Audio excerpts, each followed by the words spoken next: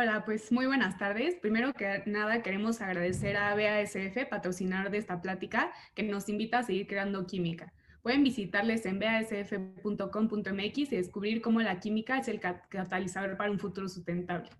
Les damos la bienvenida al noveno Congreso Internacional de Sustentabilidad, que tiene como tema el efecto mariposa. Nos reunimos una vez más para seguir poniendo en la mesa temas que ya no podemos seguir ignorando. Yo soy Regina Pérez Gil, alumna de la licenciatura en Sustentabilidad Ambiental, y me acompaña también Cristina Martínez de Ingeniería Química. Juntas vamos a moderar la ponencia de Diego Rusarín, que personalmente estoy muy emocionada por escuchar. Creo que tiene un mensaje sumamente importante que hoy más que nunca tenemos que escuchar. La ponencia se titula Los límites del capitalismo, pero antes les platico un poco sobre Diego. Es un diseñador brasileño que cuenta con una especialidad en food design, políglota y ha sido consultor en todos los continentes del mundo. Se considera a sí mismo como un creativo frustrado, por lo que decidió ver al mundo como él quiere que sea, no como realmente es. Diego da conferencias enfocadas en el cuestionamiento de filosofía aplicada al diseño, la innovación, los hábitos de consumo y nuestra relación con la comida. Diego cree que ningún cuestionamiento profundo viene del saber. Para cambiar nuestra visión sobre algo es necesario partir del punto de que no conocemos todo. Necesitamos reaprender cómo pensar si realmente queremos innovar. Antes de ceder el micrófono, les recordamos que el foro está abierto a preguntas que vamos a contestar al final. Ahora sí, Diego, el foro es todo tuyo. Muchas gracias. Buenísimo. Digo, Regina, muchísimas gracias por la invitación. Es un gusto estar con ustedes aquí participando hoy. Espero que todos me escuchen muy bien y se pueda ver la presentación en pantalla. Me disculpo un poquito por el atraso. Tuvimos allí algunas fallas técnicas y también la oscuridad de mi video es la logística que tuvimos que armar para que esto se pudiera dar hoy. Pero bueno, sin más y con respeto al tiempo de la gente que está aquí hoy, les voy a platicar un poquito sobre mi interpretación de el rol que juega el capitalismo como el modelo hegemónico de poder que existe hoy en día para la gestión de recursos y cómo nosotros podemos de alguna manera cuestionar de una manera crítica el rol que juega el capitalismo vinculado a la sustentabilidad y el impacto que tiene en la perseverancia y en el proyecto humano, por decirlo así, ¿no? Tiene un poquito de preámbulo esta presentación, pero que me parece importante porque a fin de cuentas creo que los buenos debates, los buenos argumentos se tienen que hacer de manera estructurada y hay una serie de puntos que se tienen que tomar muy en serio para que podamos acercarnos a la verdad, ¿no? Y una de las herramientas que a mí me gusta muchísimo para acercarnos a la verdad es la dialéctica. La dialéctica es un proceso filosófico que busca justamente eso, acercarnos a la verdad. Una de las maneras más fáciles de explicar el proceso de la dialéctica es la metáfora del péndulo, ¿no? Un péndulo se mueve de un lado hacia el otro con una fuerza dinámica, con un momentum, y la dialéctica de alguna manera es un debate que se comporta como un péndulo, que se mueve entre un lado y el otro, entre una tesis y una antítesis, ¿ok? Entonces, la dialéctica tradicionalmente se presenta con estos tres momentos. Primero, alguien presenta una tesis, después alguien contrapone la tesis con una antítesis y después la persona resuelve el conflicto entre la tesis y la antítesis y genera una síntesis, que es un tercer momento. ¿Okay? Por darles un ejemplo muy simple de cómo podría funcionar el pensamiento dialéctico. Yo digo, el agua es un líquido, esta es la tesis, ¿no? Y alguien dice, la antítesis es que abajo de 0 grados centígrados el agua es un sólido porque se congela. Okay. Entonces la síntesis sería decir, el agua es un líquido arriba de 0 grados centígrados. Pero alguien diría, oye, arriba de los 100 grados centígrados, el agua se vuelve un vapor, ya no es un líquido, se vuelve un gas, ¿no? Entonces, bueno, entonces la síntesis sería el agua entre los 0 y los 100 grados centígrados es un líquido, ¿ok? Ese es el proceso dialéctico. El proceso dialéctico es, a través de la conversación, estar cuestionando las postulaciones que alguien presenta como tesis, cuestionándolas y después tratar de integrar estos cuestionamientos a una nueva solución, ¿no? Entonces, pregúntense esto. ¿Es la economía la mejor manera de hacer gestión de los recursos naturales humanos? Y si lo presentamos como tesis, la economía es la mejor manera de hacer gestión de los recursos naturales humanos. La antítesis sería decir, oye, pues se desperdician tantos miles de hectolitros de comida al año por mala gestión administrativa. Bueno, pues la economía, cuando no cae en desperdicios, es la mejor manera de hacer gestión humana. Este es el proceso dialéctico, ¿ok? Que es para mí uno de los procesos más relevantes porque habla de cómo el conocimiento constantemente debería tratar de acercarse a la verdad. Obviamente también implica un gran criterio vamos a suponer que de autocrítica, como para decir, sí, mi postulación original, mi tesis original, tiene algunos puntos de fragilidad que tengo que considerar con la antítesis para poder llegar a una síntesis. ¿Okay? Hablando específicamente de este proceso dialéctico, les quería platicar sobre la importancia del rol del trabajo, que a fin de cuentas, la dialéctica que más me gusta, o el pensador que usó la dialéctica de una manera como a mí me gusta mucho, fue Friedrich Hegel. Y Hegel hablaba de una dialéctica muy interesante, que era la dialéctica del esclavo y el maestro. Para darles un entendimiento muy simple, el proceso dialéctico necesita dos objetos, ¿no? Una tesis y una antítesis. Y este contraste entre estos dos objetos, este choque entre dos fuerzas opuestas, es lo que genera o da el potencial para que exista una síntesis. Bueno, nosotros mismos como individuos también necesitamos puntos de referencia externos para nosotros mismos nombrarnos o darnos valor. Esa dialéctica es la dinámica del esclavo y el maestro, o la dialéctica del esclavo y el maestro. Cada vez que conocemos una persona nueva, nosotros determinamos quién es el esclavo y quién es el maestro. Es más poderoso que yo soy más poderoso que él es mi maestro, él es mi esclavo, yo en qué posición quedo, él me podría matar, él me podría dominar, yo salgo ganando, yo salgo perdiendo. Y hacemos esas comparaciones con todas las personas que conocemos. Aquí lo interesante es que al nosotros buscar nuestro propio sentido en contraste con un otro y esperando que ese otro nos dé un lugar, entonces el que gana de la dinámica del esclavo y el maestro, el que queda como maestro, gana el reconocimiento del esclavo, porque el esclavo dice, ok, tú eres el bueno, tú eres el ganador, tú eres el fuerte, yo te reconozco a ti como maestro. Ahí el maestro deja de ser interesante. Ahí lo interesante es el esclavo. El esclavo que perdió, que no recibió un reconocimiento del amo, porque pues, el amo no puede ver hacia abajo, no reconoce al esclavo, busca su reconocimiento en el trabajo. Y esto es muy importante, porque el trabajo habla de nuestra relación con la naturaleza. Nosotros, al perder la dialéctica, el esclavo y el maestro, trabajamos sobre la naturaleza para vernos reflejados en el fruto de nuestro trabajo. Entonces, lo que el hombre hace una vez que pierde la dialéctica, el esclavo y el maestro, una vez que no es reconocido, agarra un pedazo de madera, lo transforma en un barco, en una escultura, una casa, o agarra una piedra y la talla hasta hacer una escultura o hasta sacar una piedra preciosa. Entonces, el trabajo es la manera en cómo el perdedor de la dialéctica del esclavo y maestro encuentra el autorreconocimiento. Otra cosa importante de esta idea de la dialéctica del esclavo y el maestro es que todo el mundo es esclavo de alguien y todo el mundo es maestro de alguien. Entonces, siempre estamos todos en diferentes posiciones. Entonces, por eso es importante entender que el trabajo es dignificante y aparte el trabajo es lo que nos vincula con la naturaleza. ¿Okay? Todo esto lo estoy poniendo como contexto para entender cómo el capitalismo productivo y la economía productiva, a fin de cuentas, están vinculadas a una intención de autorreconocimiento. ¿Okay? Después de esto, un siguiente nivel interesante para mí es esta noción de que para que exista un mercado, primero tiene que existir una sociedad funcional.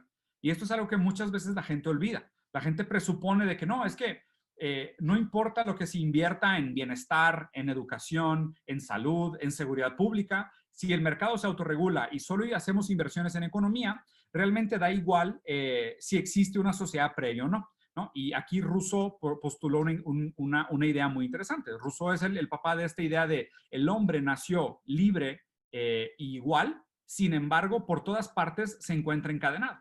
¿Okay? Entonces, Rousseau parte de esta idea de que nacemos todos libres y iguales. ¿Okay? Esta noción de libertad contra igualdad es un debate sumamente complejo y sumamente profundo. ¿Okay? Vamos a suponer que sí, nacemos todos libres y iguales, ¿no? Antes de que te pongan tus ropitas caras de marca o que te pongan trapos sobrados de tus tíos y primos, todos nacen iguales, o sea, nacemos con códigos genéticos muy similares, o sea, somos muy parecidos hasta que se empiezan a poner todos estos títulos, símbolos, nombres, nomenclatura, tu raza, tu color de piel, tu género, tu nivel socioeconómico, tu origen, tu heritaje, tu teología, todos estos símbolos adicionales, antes de ellos, todos somos bastante iguales. El problema es que típicamente la igualdad y la libertad tienden a ir en choque, ¿ok? Porque si no, los que son libres tienden a imponer su voluntad sobre los débiles. De hecho, hay una frase griega muy famosa que es: el fuerte hace lo que puede hacer y el débil sufre lo que tenga que sufrir. Entonces, una de las dificultades más complejas de vivir en sociedad es entender la relación y la dinámica que existe entre la igualdad y la libertad. Realmente, ¿cuál es más importante? ¿Cuál deberíamos de proteger? ¿Cuál debería llevar la punta de lanza en términos de crear sociedades más prósperas, más justas, más dignas, menos vergonzosas, por decirlo así, ¿no? Y si se fijan, aquí se empieza a postular un pensamiento político, ¿no? Porque tradicionalmente en la política, cuando hablamos de izquierda, tendemos a hablar de igualdad y cuando hablamos de derecha, tendemos a hablar de libertad. Entonces aquí se empiezan a poner compleja la discusión. Si se fijan, venimos de, bueno, el ser humano no entiende nada en el vacío, necesita el contraste y a través del contraste es como le damos valor a las cosas, es la dialéctica. Después, nosotros mismos nos damos sentido en contraste con los otros, la dialéctica del esclavo y el maestro. Esa dialéctica del esclavo y el maestro nos pone en jaque porque nos obliga a decidir entre si somos todos iguales o si somos libres de imponer nuestro deseo sobre los otros. Y llegamos al contrato social de Rousseau. Nacemos todos libres e iguales y después por todos lados acabamos encadenados. Llegamos al dilema político. El dilema político que define nuestra generación, y de hecho es interesante porque se pensaba que ese dilema político se había terminado y hoy me parece más relevante que nunca tener este tipo de discusiones, es la izquierda contra la derecha. Y la verdad es que pensar en igualdad contra libertad es hablar un poco de capitalismo contra comunismo, ¿no? Aquí no estamos hablando tanto de política, sino que estamos hablando de economía, pero la economía tiende mucho a pisar la política. Economía como palabra en griego significa economos, que son la administración de los bienes del hogar, ¿no? Y de hecho justo, o sea, quiero que piensen en esta metáfora, más que esta metáfora, en esta etimología de palabras. De la misma manera que existe una distinción entre astronomía y astrología, existe una distinción entre economía y ecología, ¿ok? Y quédense con esta distinción en mente porque es sumamente importante en el pensamiento de cuál de las dos es ciencia y cuál de las dos es ideología. Y la verdad es que, digo, para la gente que ha estudiado economía, lo sabe, la economía no es una ciencia. La economía se plantea como tal, pero es una ciencia social. O sea, es una ciencia social en el sentido de que la economía no puede plantear leyes naturales. No existe tal cosa como un comportamiento natural económico. Existen leyes naturales como la gravedad, como la transmisión de termodinámica. O sea, estas sí son leyes naturales que se pueden validar y aunque se destruyera la Tierra y empezáramos una teología nueva en millones de años, redescubriríamos estas leyes naturales. La ley económica no es una ley como tal, son postulaciones, o sea, son realmente ideas ideológicas, ¿ok? Entonces, hablar de capitalismo contra comunismo es interesante porque a fin de cuentas este debate de izquierda contra derecha lo que defiende es que el capitalismo defiende más un libre mercado, la libertad, partiendo de un hombre de paja del comportamiento humano, donde supuestamente el hombre es un hombre económico que solo toma decisiones racionales, y el comunismo habla de que no existe una naturaleza humana, de que lo que deberíamos de buscar es la democratización de los medios de producción para poder llegar con dignidad al futuro y que cada uno de nosotros pudiera buscar su propio proyecto, ¿no? Que también implica algo de libertad.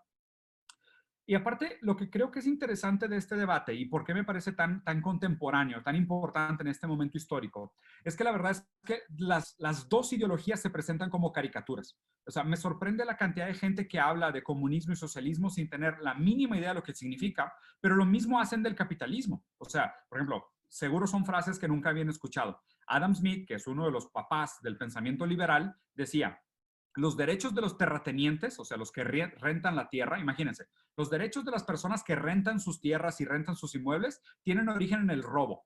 Los terratenientes, como todos los demás hombres, aman cosechar donde nunca han sembrado y exigen una renta incluso por los productos naturales de la tierra. O sea, Adam Smith decía que toda la economía rentista era robo. O sea, toda la gente que hace desarrollo inmobiliario, renta tierras, renta departamentos, renta inmuebles, y a grandes rasgos, gran parte de nuestra economía es una economía rentista, va en contra de los principios liberales de Adam Smith. Y por otro lado, una frase de Marx es, en los siglos cortos que lleva la burguesía como clase soberana, se ha creado energías productivas mucho más grandiosas y colosales que todas las pasadas generaciones juntas. Esto es Karl Marx hablando bien del progreso capitalista. Pero típicamente cuando hablamos de estas figuras históricas, como nadie lee, se hacen caricaturas y la gente dice, ah, es que si alguien dijo comunismo, está hablando de Bubucela, entonces se acabó la discusión, no hay nada que decir. Y si estás hablando del comunismo desde tu iPhone, no sabes de lo que eres un hipócrita y no puedes platicar. Y la verdad es que es una lástima porque te das cuenta que es un debate sumamente relevante para el cual la gente no está preparada para hablar de ellos, porque no han leído, porque no han investigado, porque no entienden ni siquiera muchas de las palabras que están usando. ¿Y a qué quería llegar con esto? Que gran parte del progreso humano que se ha dado a través de la dialéctica de la democracia. El mismo concepto que les expliqué al principio de la dialéctica, que es esta idea de tesis, antítesis, síntesis, se ha dado inclusive entre la dialéctica entre izquierda y derecha.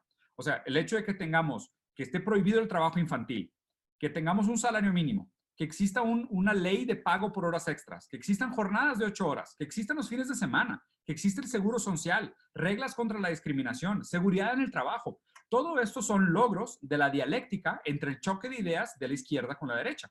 Entonces, la democracia debería de funcionar como un proceso dialéctico. Democracia es el poder de la mayoría.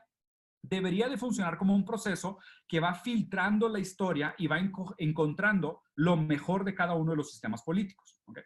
Entonces, dentro de todo esto del proceso dialéctico de la historia, ¿por qué escogimos el capitalismo? ¿Okay?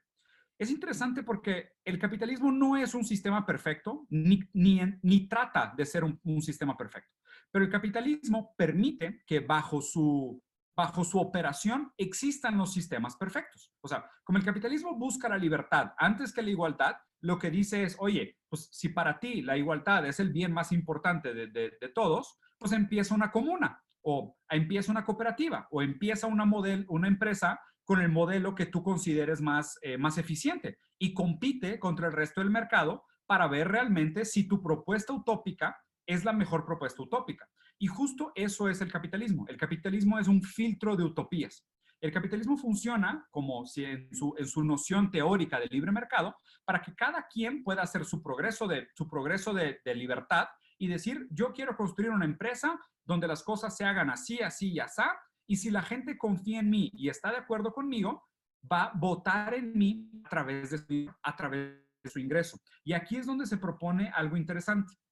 En su momento, el liberalismo se planteó como una idea para librarse del derecho divino y los mandatos divinos de los reyes. ¿Okay? Entonces, el movimiento liberal en su momento en Francia fue, ¿por qué alguien nace en una cuna de oro, en una familia real? ¿Por qué esa persona tiene derecho a ser rey o a ser el máximo mandante de un país? Eso no tiene sentido.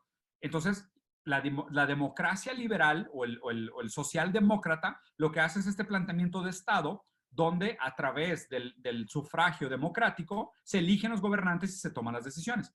El neoliberalismo es decir, bueno, la primera liberación fue el Estado liberarse de los mandatos divinos. El neoliberalismo es el mercado que se libera del Estado. Entonces aquí es un paso más hacia la libertad. Y se acuerdan que les había planteado este dualismo entre la libertad y la igualdad, ¿no? Lo que estamos haciendo en el movimiento del liberalismo a neoliberalismo es acercarnos más a una libertad del mercado frente a todo. Pero aquí lo complicado es que el neoliberalismo también tiende a ser subversivo contra la democracia. O sea, el neoliberalismo tiende a decir, si existe, o si más bien, la mejor manera de encontrar utopías es a través de la libertad, para que cada quien haga lo que quiera hacer y todos los demás voten con su dinero y su poder de consumo en las mejores propuestas de futuro, de utopía, el neoliberalismo tiende a ser subversivo contra la propia democracia. La democracia tradicional es una persona, un voto. En el neoliberalismo es un centavo, un voto. Okay. Ahora sí llegamos a la parte de los límites. El problema de esto es que tal vez funcionaría si no tuviéramos un límite de tiempo y si no tuviéramos un límite de recursos. Y aquí es donde se pone en jaque casi todo el pensamiento liberal. Porque el pensamiento liberal tiende a ser interesante y tiende a ser muy coqueto y seductor cuando lo piensas in vitro, cuando lo piensas simplemente como una teoría. Pero ya en praxis, ya en el mundo real, contemplando las limitantes y las variables del mundo real, casi todo el pensamiento liberal se viene abajo, se desmorona. ¿Okay? En economía se hablan de estos factores que son las externalidades. ¿Okay?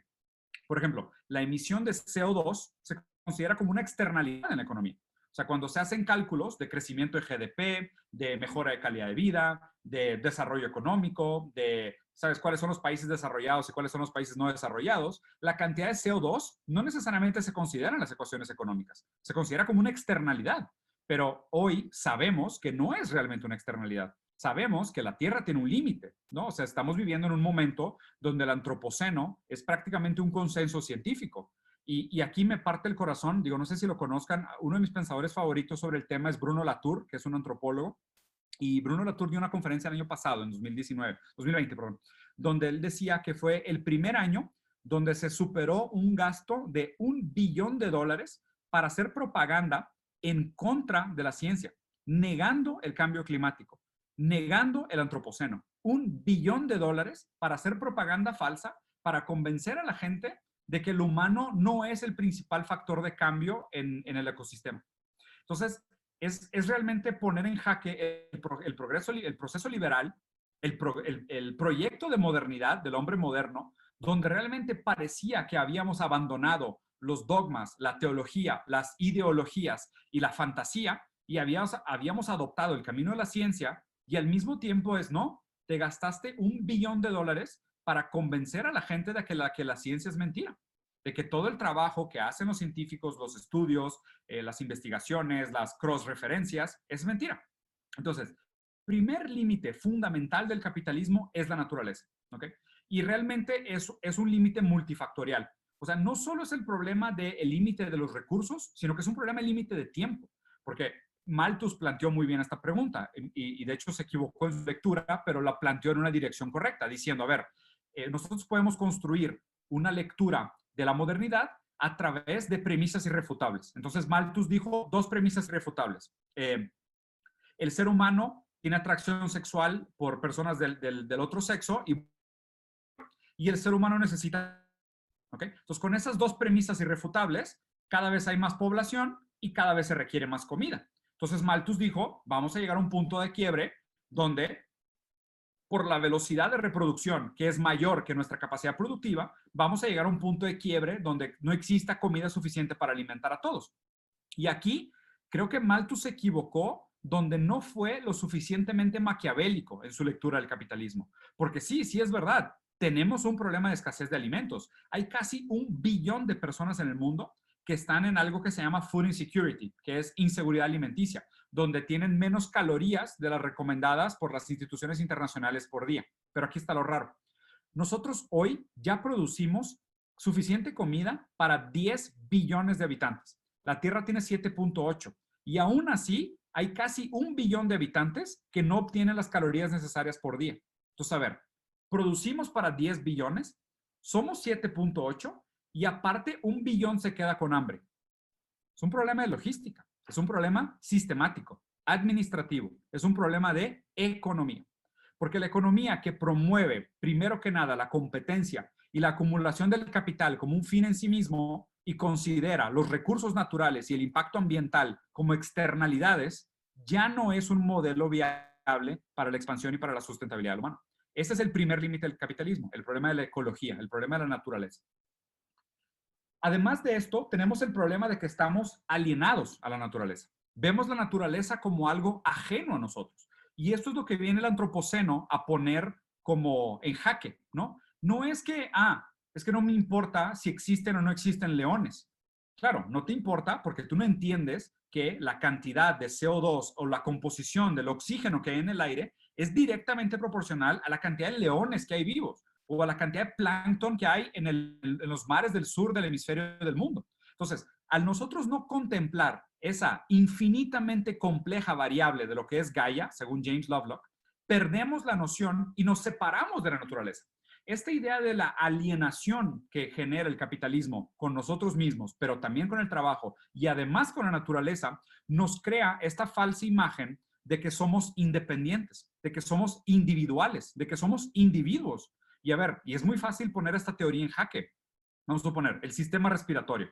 Ok, tú dices que tu sistema respiratorio son tus pulmones, tu garganta, tu nariz y algunas fibras y membranas que tienes dentro de tu cuerpo.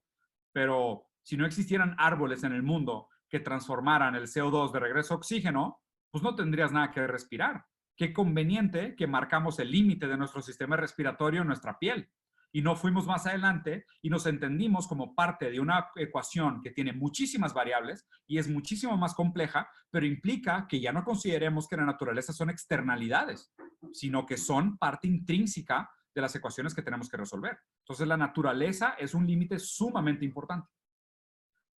Sumamente importante para el capitalismo es el problema de los refugiados, ¿no? El problema de la movilidad y la capacidad que tiene el humano de moverse a diferentes lugares, ¿no? Y esto habla también directamente vinculado al problema de la sobrepoblación. Si se fijan, si lo vieras como una ecuación que se autobalancea, la migración tiende a funcionar para encontrar igualdad en la calidad de vida alrededor del mundo. Si tú vives en un lugar donde la calidad de vida es muy mala o la dificultad para tener una buena calidad de vida sea muy alta, te es más fácil cambiarte de país, migrar a otro lugar y empezar una vida nueva, buscar nuevas oportunidades. El problema es que en el mundo en el que vivimos hoy, esta fantasía pues ya no existe. Entonces lo que pasa es que a grandes rasgos los países del hemisferio norte se aprovechan de los recursos de los países del hemisferio sur, desestabilizan sus democracias a través de golpes de Estado y guerras y intervenciones políticas y sanciones políticas, dejándolos sin opción más que prostituir sus materias primas y al mismo tiempo levantan muros. Entonces vivimos en un mundo donde la promesa de la globalización es la cosa más hipócrita que existe. Porque sí, el capital se puede mover a todos lados del mundo y a cualquier país del mundo, pero la gente no. La gente está condenada a sufrir en su país, en sus democracias fallidas, desestabilizadas por prácticas coloniales e imperialistas que han existido desde hace siglos. ¿Okay? Otro punto importante de esta idea de los refugiados y la globalización es que la promesa de la globalización era vamos a buscar el incremento y la mejora en la calidad de vida de algunos pocos y así gradualmente vamos a mejorar la calidad de vida de los niveles de abajo. Entonces es la idea del trickle down economics, ¿no? La economía del goteo. Es aumentemos la calidad de vida de la parte de arriba de la pirámide y poco a poco la base de la pirámide también va a mejorar su calidad de vida. Y a ver, aquí les rompo el corazón de una manera tajante. Si hoy quisiéramos que todo el mundo viviera como la clase media de Estados Unidos, necesitaríamos 5 veces los recursos de la Tierra. 5 veces, ¿ok? Para la promesa de la globalización de la clase media americana, que no es así que tú digas, wow, qué calidad de vida tan increíble y qué buena, todo el mundo la quisiera tener. O sea, piensen cómo está la distribución, el índice Gini, la desigualdad y de nuevo piensen esto. Para que todo el mundo tuviera la calidad de vida que tiene la clase media americana, necesitaríamos 5 veces el territorio de la Tierra. Entonces hay un problema muy grande con el tema de los refugiados. El próximo límite del capitalismo es las discapacidades y las enfermedades mentales. Es el pensamiento capacista. ¿Okay? El pensamiento capacista es esta idea de que el mérito de un ser humano se juzga por sus capacidades productivas. Y obviamente es una óptica sumamente sesgada. Aquí la verdad es que hay mucho material de estudio sumamente interesante. Pero el peligro que les quiero plantear aquí es que no quiero que piensen en discapacidades como, los subalternos, la gente que perdió un brazo, perdió una pierna, o es autista, o tiene una incapacidad de comunicación, o es ciega, o es muda, o es sorda, o lo que sea. No, todos somos discapacitados en potencia. La edad nos hace a todos discapacitados. Un accidente te puede dejar discapacitado. Una enfermedad te puede dejar discapacitado. Y lo peor de todo, la automatización te puede dejar discapacitado. El hecho de que una persona solo sepa hacer una tarea repetitiva y monótona y llegue a cierto punto donde aprender habilidades nuevas sean sumamente difíciles, la automatización los va a dejar discapacitados. Ya no van a ser capaces de competir contra la mano de obra automatizada y van a quedar como subalternos en un sistema que ya los necesita. Y el problema, obviamente, es que esta gente que queda excluida del trabajo ya no tiene el reconocimiento, ya no se relaciona con la naturaleza, ya no se identifica con el fruto de su trabajo, ya no participa del proyecto de sociedad, ya no quiere construir un futuro próspero y ya no tiene poder adquisitivo. Lo más interesante de todo esto es que el sueño de todo capitalista es acabar con el capitalismo. Es, quiero ganar lo más posible y pagar lo menos posible. Quiero tener ganancias muy altas y quiero que mis empleados tengan sueldos miserables para que esa diferencia sea mi margen de ganancia. Y vean, ese es el problema que estamos ahorita, colapso de la demanda agregada. Hay muchas cosas que vender, se produce muchísimo, se desperdicia 40% de la comida que se produce, pero la gente no tiene poder adquisitivo. La gran base de la pirámide no tiene ni siquiera suficiente dinero para comprar aquello que produce. Y el siguiente límite que es sumamente importante del capitalismo es la democracia. Si el modelo democrático era un centavo un voto, en el modelo neoliberal el modelo democrático era una persona un voto, en el modelo neoliberal es un centavo un voto.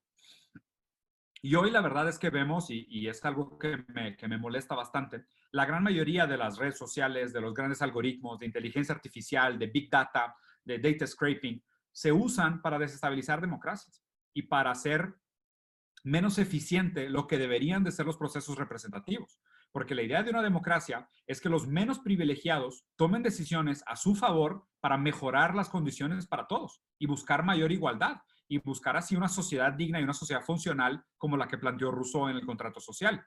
Pero realmente hoy el capitalismo no permite que la democracia se ejerza como se tiene que ejercer. Y piénsenlo así, las campañas cuestan dinero.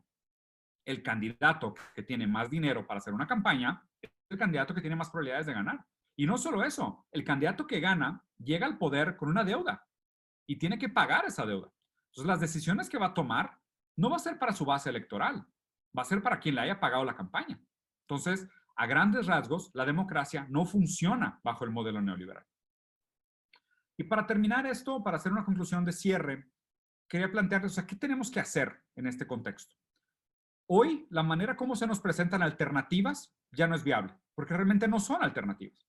O sea, hoy cuando te presentan un político de centro izquierda o de centro derecha, populista aparte, que no te presenta cambios reales, lo único que te está haciendo es plantear propuestas fáciles para problemas complejos, pero nadie cuestiona el sistema.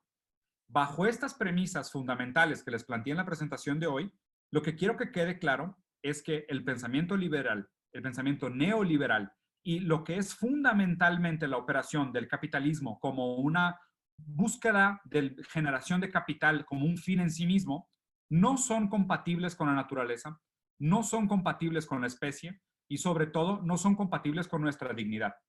Y quiero cerrar diciéndoles algo que es para mí como un recordatorio importante de cómo deberíamos de guiar nuestra razón, y es esta idea de tratemos de no llegar al futuro con vergüenza.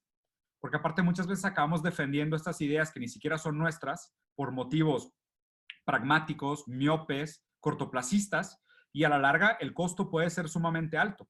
Y como decía Walter Benjamin, que es uno de mis autores favoritos en este momento, es que no habremos llegado al futuro hasta no reivindicar todos los perdedores del pasado. Y hasta hoy hemos sacrificado mucha gente, muchos recursos, y hay mucha gente viviendo en miseria para que unos pocos puedan gozar de una utopía que es un sueño y un paraíso inalcanzable para la gran mayoría. Y esa es nuestra responsabilidad, cuestionar realmente cuáles son los cambios que tenemos que hacer sistemáticos para volver a encontrar un camino de dignidad. Gracias.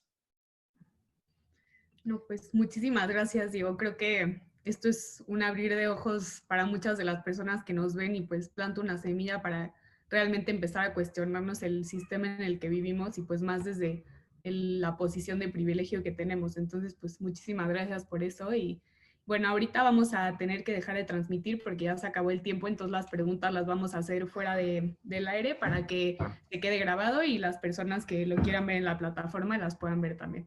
Buenísimo. Muchas gracias a todos. Gracias. Perfecto. Sí, ya tuve que detener la transmisión, pero me llegaron unas preguntas de la plataforma y ¿Grabamos? te las voy a hacer. Entonces, la primera dice, hablas mucho de ideas que son contrarias. ¿Crees que todo son opuestos o que hay un punto medio?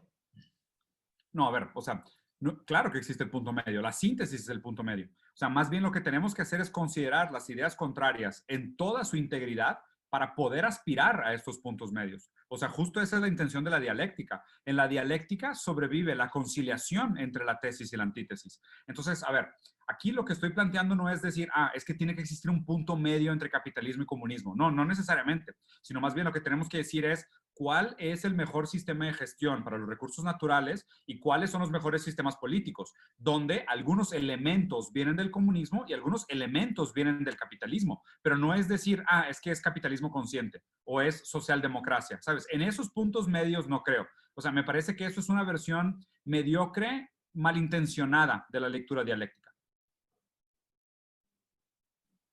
Perfecto, muchísimas gracias. La segunda pregunta dice, ¿podemos encontrar respuestas a estos problemas a través del estudio de la historia? Sí, la verdad es que sí, y me parece una pregunta sumamente interesante porque además justo estamos en un momento donde la historia parece que decidimos olvidarla, ¿no? O sea, y este comentario que hacía de Bruno Latour, donde estamos en un primer momento histórico donde se gasta dinero para negar la ciencia, ¿no? Y creo que es muy importante que hagamos memoria de cuál era el proyecto renacentista, cuál era el proyecto romántico, cuál era el proyecto de modernidad, cuál era ese hombre moderno. O sea, ¿por qué abandonamos la teología y escogimos la ciencia y ahora regresamos a estas ideologías tan radicales? O sea, ¿cómo puede ser que existan tantos terraplanistas? O sea, ¿en qué momento nos echamos un paso para atrás donde con tanto progreso, con tanto avance, con tanta tecnología que hace 50 años se hubieran considerado magia negra, ahora resulta que hay gente que niega y que dice que no llegamos a la luna y que la Tierra es plana? O sea, eso me parece una carencia histórica terrible. O sea, simplemente es una generación que cree que lo sabe todo no ha leído nada, no ha investigado, no sabe la historia de la ciencia y simplemente porque sí, porque vio que su tía posteó una noticia en Facebook, ya se cree conocedor de la realidad. Entonces sí me parece, yo soy sincero, yo cuando le recomiendo a la gente leer libros, yo les digo no lean nada de este siglo. O sea, empiezan a leer puros libros del siglo pasado hasta que se cansen y luego ya empiezan a leer cosas modernas, porque la verdad es que le hemos hecho un daño a la ciencia con las pseudociencias terrible, terrible. Y la historia ahí me parece un buen reivindicador. Wow, sí, totalmente de acuerdo con lo que dices. O sea, creo que sí la educación pues es clave. Claro.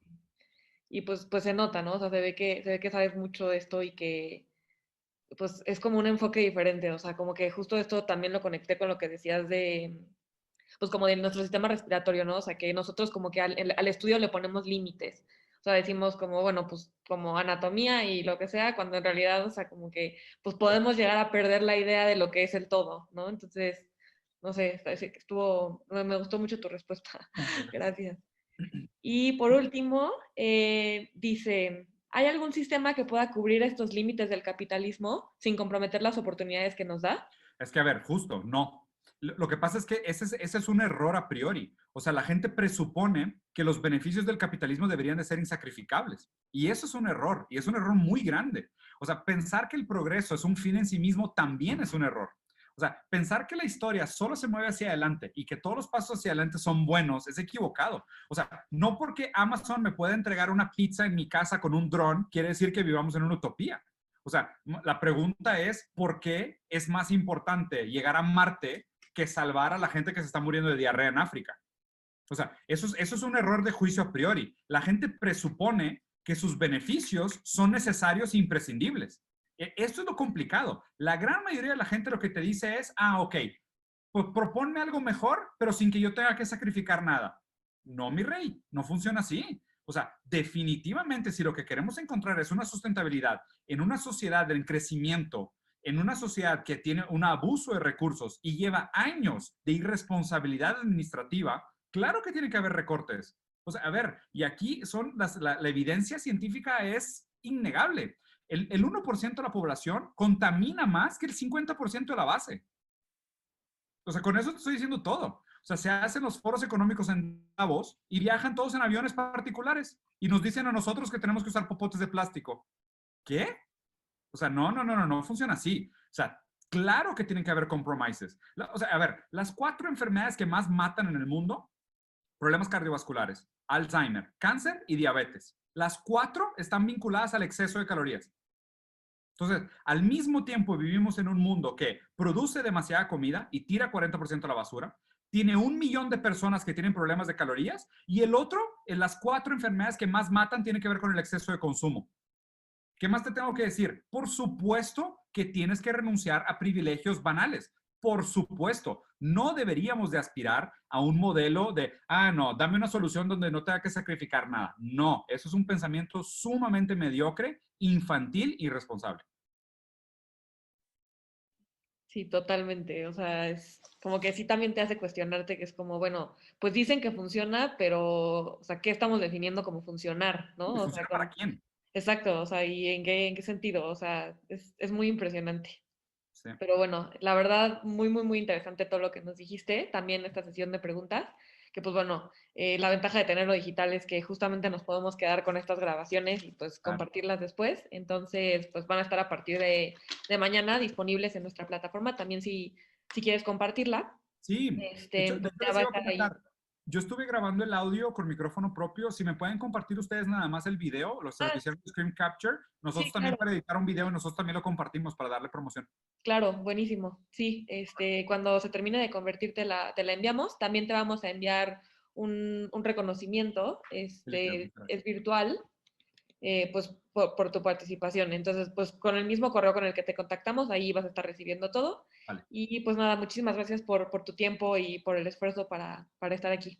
No, hombre, al revés, encantado. La verdad es que yo feliz. Muchísimas gracias por la invitación y por contactarme. Yo contento. Cuando tengan otra, me avisan. Yo feliz de participar. Me parece que estos son los temas importantes. Y una disculpa por haber llegado un poquito tarde. Es que sí tuvimos complicaciones técnicas y la iluminación del cuarto estaba terrible. No se Sí, veía nada por la ventana de atrás. Fue todo un tema. Una disculpa. No, no te No te preocupes. preocupes. Lo bueno que teníamos un poco de colchón, porque aparte como ya es el último día nos podemos extender un poco más, pero no, mil gracias por estar aquí, por el esfuerzo. No, hombre, ustedes, encantado y cualquier cosa estoy a la orden. Muchas Muchísimas gracias. gracias. Nos vemos, chicas. Bye, bye. Suerte. Bye. Bye, gracias.